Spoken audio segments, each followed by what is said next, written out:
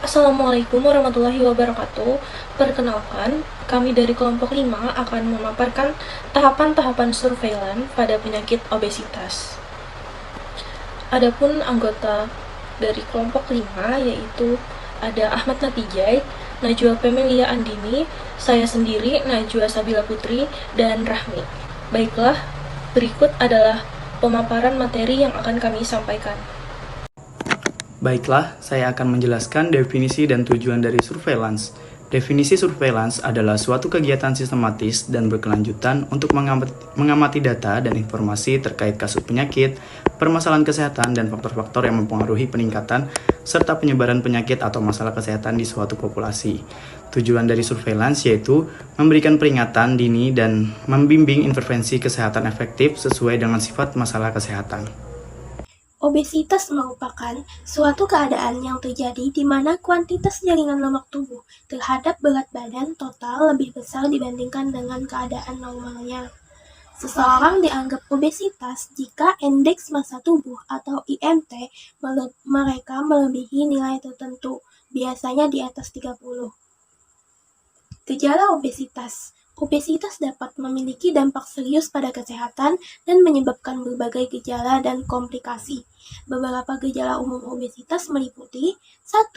Peningkatan berat badan, 2. Kesulitan bernapas, 3. Kelelahan, 4. Nyeri sendi. Pengumpulan data dalam surveillance kesehatan adalah langkah penting yang melibatkan pengumpulan data terstruktur terkait kasus penyakit atau permasalahan kesehatan secara sistematis dari berbagai sumber. Data ini menjadi dasar utama untuk menganalisis dan mengidentifikasi tren serta pola penyakit yang ada dalam populasi. Tujuan dari pengumpulan data ini adalah untuk memberikan pemahaman yang lebih mendalam tentang situasi kesehatan masyarakat yang pada gilirannya mendukung pengambilan keputusan dan intervensi yang tepat. Proses pengumpulan data ini mencakup beberapa aktivitas, seperti yang pertama ada penentuan data yang dibutuhkan, yaitu mengidentifikasi jenis data yang diperlukan, seperti kasus penyakit, faktor resiko, ataupun karakteristik populasi yang relevan. Yang kedua adalah pemilihan metode, memilih metode yang sesuai untuk mengumpulkan data, termasuk survei, pemeriksaan fisik, catatan medis, atau wawancara, sesuai dengan tujuan surveillance. Selanjutnya adalah pengembangan instrumen, membuat instrumen pengumpulan data yang mencakup pertanyaan yang jelas dan relevan, serta protokol yang memastikan pengumpulan data yang konsisten.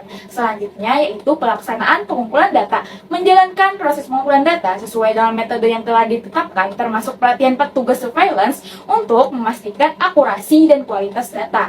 Selanjutnya adalah validasi dan verifikasi, mengevaluasi keakuratan data dengan membandingkannya dengan sumber data lain atau melakukan pengujian ulang untuk memastikan data yang konsisten. Yang terakhir adalah pengolahan dan analisis. Data yang dikumpulkan, diproses, dimasukkan, dan dikodekan, kemudian dianalisis statistik untuk mengidentifikasi tren, pola, atau perubahan yang signifikan. Setelah data tersebut dianalisis, akan ada pelaporan, yaitu hasil analisis data disajikan dan bentuk laporan surveillance yang dapat digunakan untuk memangku kebijakan dan praktisi kesehatan untuk pengambilan keputusan yang berbasis bukti. Pengumpulan data surveillance obesitas di Indonesia dilakukan melalui berbagai survei kesehatan nasional dan regional, seperti yang pertama ada Riskesdas, yaitu survei kesehatan nasional yang dilakukan oleh Badan Penelitian dan Pengembangan Kesehatan Balitbangkes Kementerian Kesehatan Indonesia. Survei ini dilaksanakan setiap beberapa tahun sekali dan mencakup berbagai aspek kesehatan termasuk obesitas.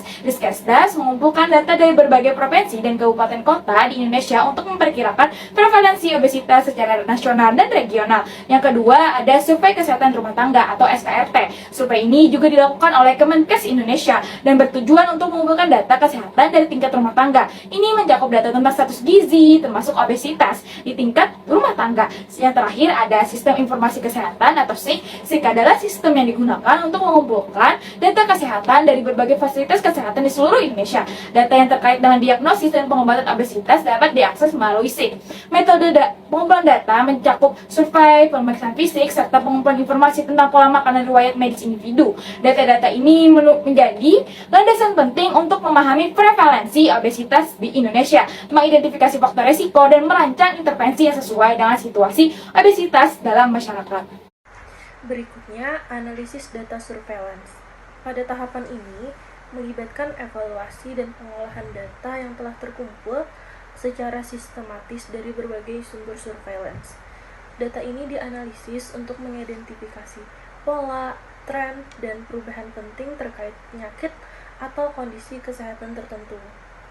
Hasil analisis ini membantu dalam pengambilan keputusan untuk intervensi dan tindakan kesehatan yang tepat. Berikut prevalensi obesitas pada penduduk umur di atas 18 tahun menurut jenis kelamin.